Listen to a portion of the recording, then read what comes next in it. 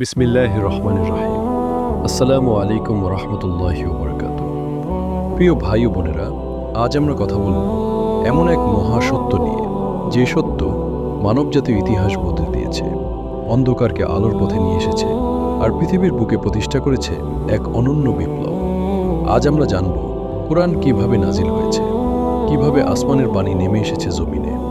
চোখ বন্ধ করুন, ভাবুন সেই নিঃশব্দ রাত যেখানে আসমান ছিল নীরব আর পৃথিবী ছিল অজ্ঞতার অন্ধকারে ডুবে। জাহেলিয়াতের অন্ধকারে ঢাকা আরব কোরআন নাজিলের আগে পৃথিবী ছিল চরম অন্ধকারে।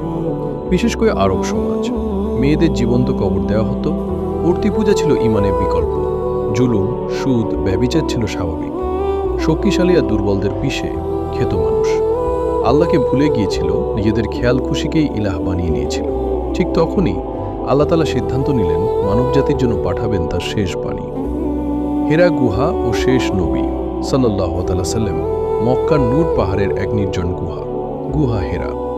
সেখানেই ধ্যান করতেন এক সত্য সন্ধানী মানুষ, মুহাম্মদ ইবনে আবদুল্লাহ সাল্লাল্লাহু আলাইহি ওয়াসাল্লাম।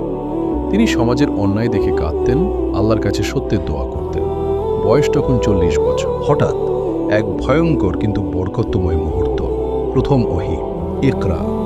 হঠাৎ গুহা হেরায় হাজির হলেন ফেরেশতা জিবরাইল আলাইহিস সালাম। তিনি নবী সাল্লাল্লাহু আলাইহি ওয়াসাল্লামকে জড়িয়ে ধরে বললেন, ইকরা। নবী সাল্লাল্লাহু আলাইহি ওয়াসাল্লাম ভয়ে কাঁপতে কাঁপতে বললেন, আমি তো পড়তে জানি না। 3 বার এই ঘটনা ঘটল। অবশেষে নাজিল হলো কোরআনের প্রথম আয়াত, পড়ো তোমার প্রতিপালকের নামে যিনি সৃষ্টি করেছেন। সূরা আল আলাক আয়াত 1। এই মুহূর্তেই শুরু হলো কোরআন নাজিলের মহান যাত্রা। কোরআন নাজিলের 2 ধাপ। প্রিয় দর্শক, কোরআন একদিনে নাজিল হয়নি। আল্লাহ তাআলা অত্যন্ত হিকমতের সাথে 2 ধাপে কোরআন নাজিল করেছেন। প্রথম ধাপ, লাউহে মাহফুজ থেকে বাইতুল ইজ্জাহ। প্রথমে পুরো কোরআন লাউহে মাহফুজ থেকে একবারই নাজিল করা হয় আসমানের বাইতুল ইজ্জাহাতে রমজানের লাইলাতুল কদরে। এটা ছিল এক ঐতিহাসিক আসমানি ঘটনা। দ্বিতীয় ধাপ, ধীরে ধীরে নবী সাল্লাল্লাহু আলাইহি ওয়াসাল্লামের উপর এরপর প্রায় 23 বছরে পরিস্থিতি ও প্রয়োজন অনুযায়ী আয়াত নাজিল হয়েছে। কখনো যুদ্ধের সময়, কখনো প্রশ্নের উত্তরে, কখনো কষ্টের মুহূর্তে, কখনো সুসংবাদ হিসেবে। এই ধীর নাজিলের কারণ সাহাবীদের হৃদয়ে ঈমান গেঁথে দেওয়া বিধান সহজে বোঝানো, বাস্তব জীবনে প্রয়োগ শেখানো। ওহী নাজিলের কষ্ট, ওহী আসা ছিল সহজ না। নবী সাল্লাল্লাহু আলাইহি সাল্লাম বলেছেন, ওহী নাজিলের সময় আমি প্রচণ্ড ভার অনুভব করতাম। শীতের দিনে ঘাম ঝরত, উঠে বসে থাকলে উট বসে পড়ত। কিন্তু তবুও নবী সাল্লাল্লাহু আলাইহি সাল্লাম কখনো বিরক্ত হননি, কারণ এটা ছিল আল্লাহর কালাম, কোরআন সংরক্ষণের ব্যবস্থা। প্রিয় ভাই ও বোনেরা, কোরআন শুধু নাজিলই হয়নি, আল্লাহ নিজেই এর হেফাজতের দায়িত্ব নিয়েছেন। নিশ্চয়ই আমি কোরআন নাজিল করেছি এবং আমি এর সংরক্ষক। সূরা আল হিজরা 9। সাহাবীরা মুখস্থ করতেন, লেখক সাহাবীরা লিখে রাখতেন, নবী নিজে যাচাই করতেন। এইভাবেই আজও 1400 বছর পরেও একটি হরফও পরিবর্তন হয়নি।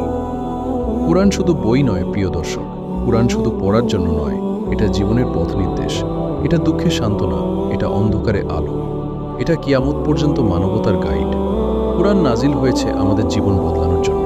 শেষ কথা, আজ প্রশ্ন একটাই, আমরা কি কোরআনকে জীবনে জায়গা দিয়েছি, নাকি শুধু আলমারিতে তুলে রেখেছি?